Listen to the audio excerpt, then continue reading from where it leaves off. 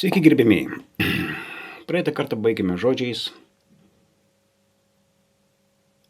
kad jo vardo minėti negalima. Čia iš Hario Poterio. Tai eufemizmai slepia piktesnius žodžius. Ir velnias pas mus tradiciškai yra piktas žodis. Dėl to velnias dažnai keičiamas žodžiais nelabasis, negerasis, piktasis, prakaitasis, skeltanagis, bekulnis, ožiakojis, juodaragis, raguotasis, kipšas, pinčiukas, vokitukas, labai įdomu, vokitukas, juodukas, pykulas. Yra tokie jau frazeologizmai susiję, pavyzdžiui, kipšas sugribė. Kipšas sugribė reiškia apėmė pyktis, bloga nuotaika arba noras iškrėsti šunybę. Kad tave nelabasis, apskritai net nepaminėtas, kaip sakant, pats velnias, bet toksai švelnus keiksmas. Nešk muilą, kol skeltanagis nepamatė, raginimas greitai bėgti ir nešdintis iš įvykio vietos. Piktojo gundimas, staiga kilęs noras padaryti ką nors draudžiamo ar netinkamo. Tai yra toksai, jau čia yra manipulacijos pasekmė. Juodukas už ausies pakuždėjo, kilusi bloga, klastinga mintis. Lenda kaip pinčiukas į butelį. Čia irgi galima pasakyti, įkyrus žmogus, prilipšnus žmogus. Pavyzdžiui, yra tokios sakmės, sutartis su vokiečiu.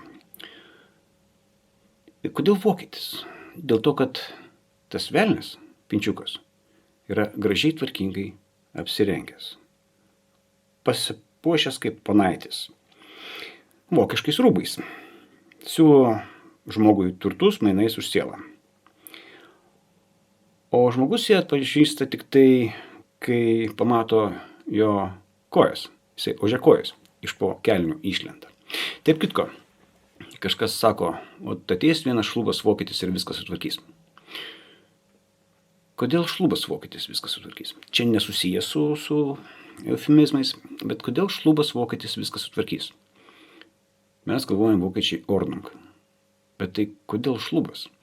Todėl, kad šlubas vokietis tikriausiai turi lazdelę. O su lazdele gali ir įkrėsti. Taip pat galima su velniu turėti ir disfemizmų. Pavyzdžiui, pagal fizinės deformacijas. Klišius, gabalas mėsos, kreivakojis, ragota bjaurybė. Pagal gyvavimą vietą parūdys, pabalys, peklos padaras, pragarnešys. Ir tada jau yra piktesni tokie keiksmai, kad tave šunlapis sugriebtų. Ko čia reikia, kaip klišis pabalėja. Tai tokie momentai yra apie būtent tą eufemizmai, disfemizmai. Dabar, kas yra manipulacija?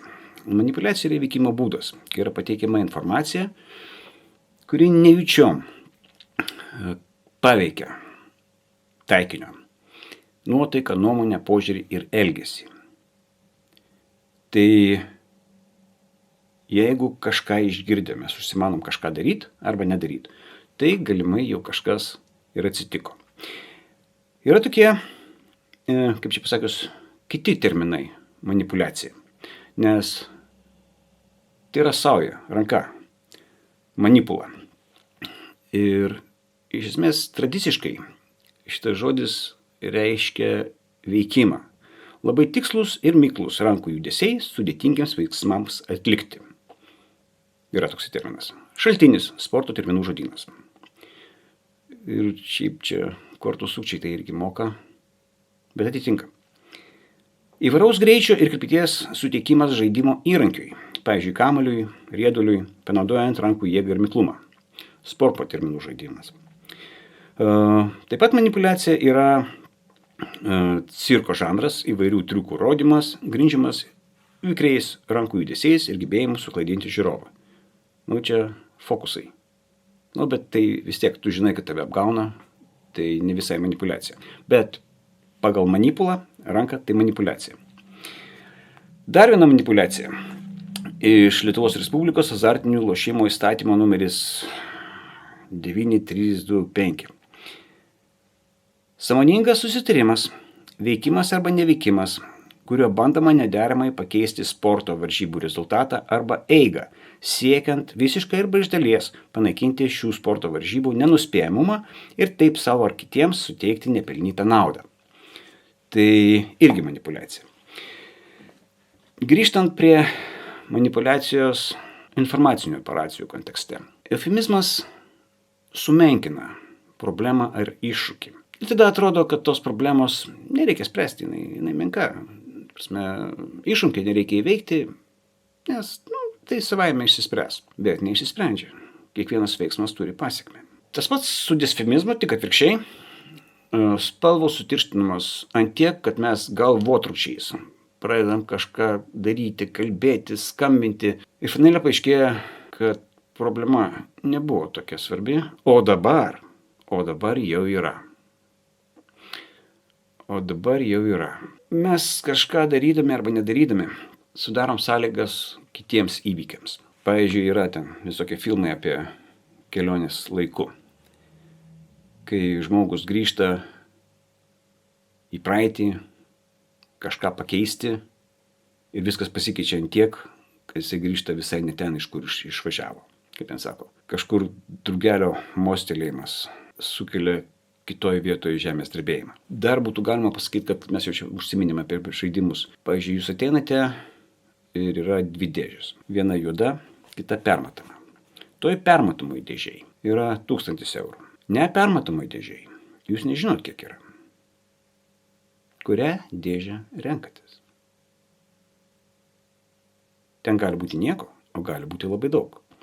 Bet tas, kuris dėžės dėjo, jisai žino, kas kur yra. Taigi yra nuspėjami veiksmai ir yra nenuspėjami veiksmai. Ir visai pabaigai yra pas mane daina. Tokia roko baladė. Jinai vadinasi Kreiva šypsena. Ir ten tekstas toksai. Atėjo laikas nebijot klaidų. Nedarant nieko nuolat klystama. Kol dar svajoji, viskas bus puiku. Ir iš savęs išspausi kreivą šypseną. Šypsena. Irgi būtų galima pasakyti manipuliacijos rūšis. Kaip galima pykti ant žmogaus, kuris šypsosi? Ir jinai yra užkrečiama. Jums gali nusišypsoti atgal. Gal net laimė. Patarimas. Galite, šypsokitės. Geros jums dienos.